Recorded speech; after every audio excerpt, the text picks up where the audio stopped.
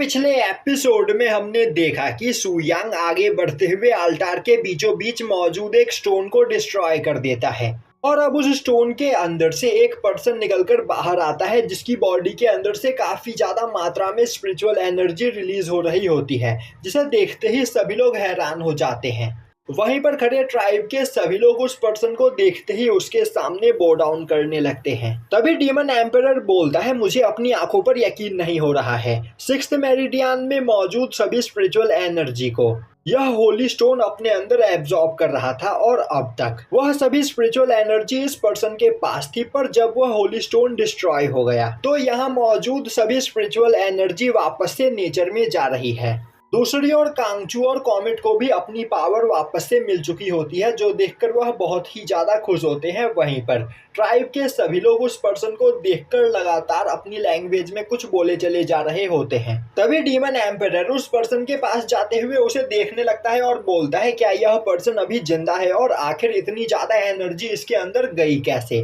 तभी अचानक से वह पर्सन अपनी आंखें खोलता है और अब वह उतरकर नीचे आता है, जो देखते ही डीमन एम्परर डर जाता है और अब वह सुयांग के पीछे जाकर छिप जाता है। तभी वह पर्सन चलते हुए सुयांग और बाकी सभी लोगों को इग्नोर करके ट्राइब के लोगों की ओर आगे बढ़ता है।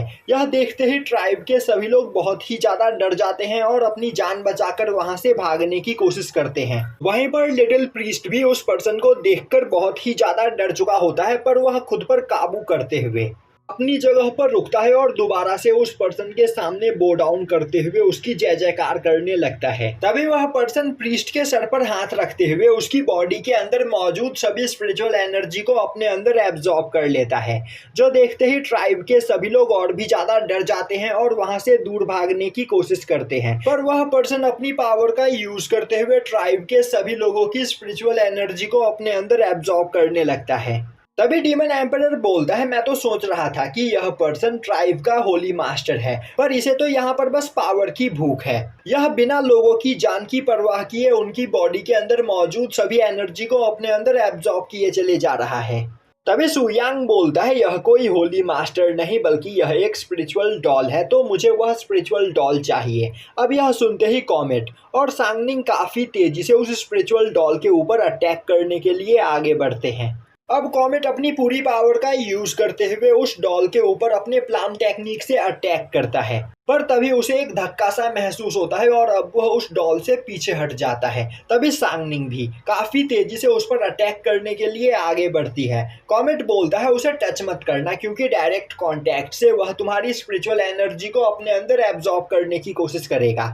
यह सुनते ही सांगनिंग एक एनर्जी बॉल से उस डॉल के ऊपर अटैक करती है, पर वह डॉल उस एनर्जी को भी अपने अंदर एब्जॉर्ब कर लेता है।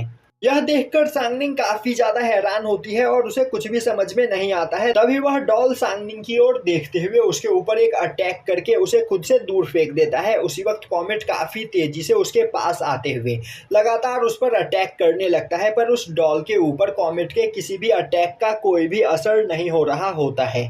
तभी सांगनिंग खुद को संभालते हुए अपने रोजल पेटल टेक्निक का यूज करते हुए लगातार उस डॉल के ऊपर अटैक करने लगती है, पर उस अटैक का भी उस डॉल के ऊपर कोई भी असर नहीं हो रहा होता है। दूसरी ओर डीमन एम्परर और कांगचू आसपास गिरे हुए केओस क्रिस्टल को कलेक्ट करने लगते हैं। वहीं वह दोनों बोल रहे होते हैं कि इतने सारे क्रिस्टल के साथ तो हम दुनिया के सबसे ज्यादा अमीर आदमी और सबसे ज्यादा पावरफुल कल्टीवेटर बन जाएंगे। दूसरी ओर सांगनिंग अपने 2 क्लोन्स बनाते हुए कॉमेट के साथ मिलकर बिना रुके उस डॉल के ऊपर अटैक करने लगती है, पर वह डॉल उन दोनों के हर एक अटैक को ब्लॉक कर ले रहा होता है। वहीं पर खड़ा सुयांग कांगचू और डीमन एम्परर को देख रहा होता है और अब वह उनकी ओर आगे बढ़ता है और वहां पर गिरे हुए एक केओस क्रिस्टल को उठाता है।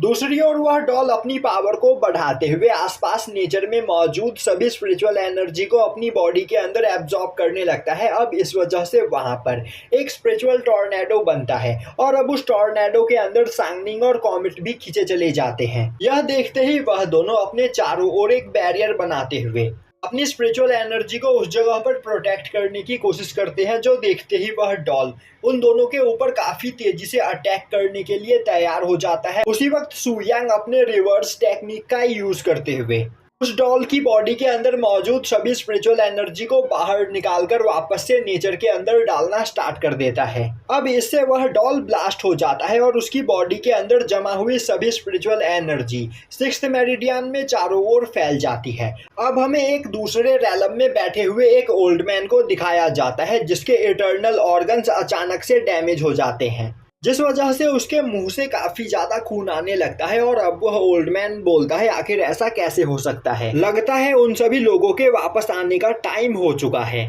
और इस ओल्ड मैन का नाम जुगे जुओ है और यह ल्यूनजी सिटी का ओनर है। दूसरी ओर सिक्स्थ मेरिडियन में उस डॉल के डिस्ट्रॉय होते ही ट्राइब के सभी लोगों को भी उनकी स्पिरिचुअल एनर्जी वापस से मिल जाती है, जो देखकर वह लोग बहुत ही ज्यादा खुश होते हैं। तभी डीमन एम्परर बोलता है मैं महसूस कर सकता हूँ कि वह डॉल 5th या फिर 4th गॉड लेवल का था।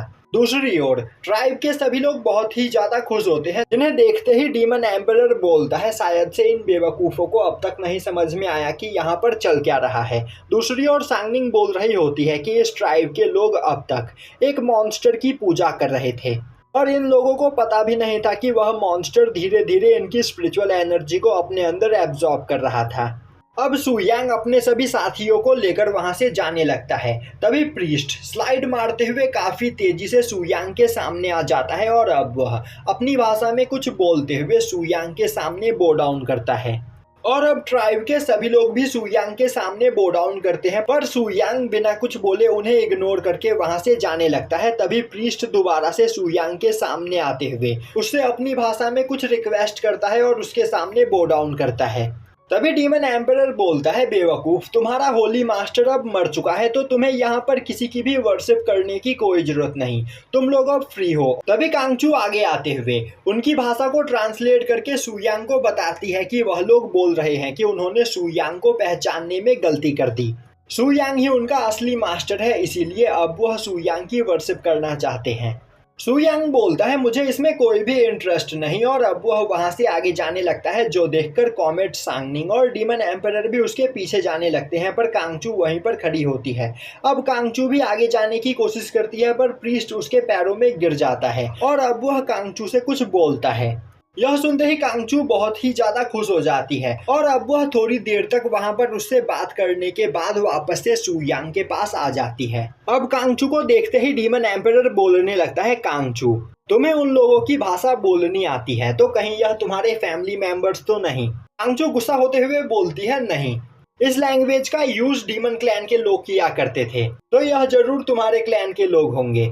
डीमन एम्परर बोलता है नहीं, यह मेरे क्लैन के लोग हो ही नहीं सकते हैं क्योंकि डीमन क्लैन के लोग बहुत ही ज्यादा पावरफुल होते हैं, पर यह सभी तो बहुत ही ज्यादा कमजोर थे। तभी सांगनिंग बोलती है मैं यहाँ पर यह सोच रही हूँ कि आखिर उस आल्टार के बीचों बीच उस ग्रेव स्टोन को किसने सेट किया होगा, वह ग्रेव स्टोन जो धीरे धीरे सिक्स्थ मेरिडियन में मौजूद सभी स्पिरिचुअल एनर्जी को अपने अंदर एब्जॉर्ब करके उस डॉल के अंदर डाल रहा था। कहीं यह काम किसी गॉड का तो नहीं? सुयांग बोलता है नहीं, यह काम किसी गॉड का नहीं बल्कि किसी इंसान का था। अब वह सभी लोग सुयांग के पीछे जाने लगते हैं। तभी सांगनिंग कांगचू से बोलती है कि आखिर तुम इतनी देर तक उस प्रीस्ट से क्या बात कर रही थी? कांगचू बोलती है कुछ खास नहीं, बस उसने वहां पर एक डील साइन किया जिससे फ्यूचर में उन्हें काफी ज्यादा फायदा होने वाला है, साथ ही साथ उसके इस डील से ट्राइब के लोग भी पावरफुल और समझदार बन जाएंगे। अब हमें ट्राइब में दिखाया जाता है जहाँ पर ट्राइब के कुछ लोग सुयांग की एक बड़ी सी स्टैचू बना रहे होते हैं। वहीं पर स्टैचू के सामने कांगचू की कई सारी कल्टीवेशन बुक रखी गई होती है और वहां पर खड़े सभी लोग सुयांग के उस स्टैचू की पूजा कर रहे होते हैं। और यहीं पर यह एपिसोड खत्म हो जाता है।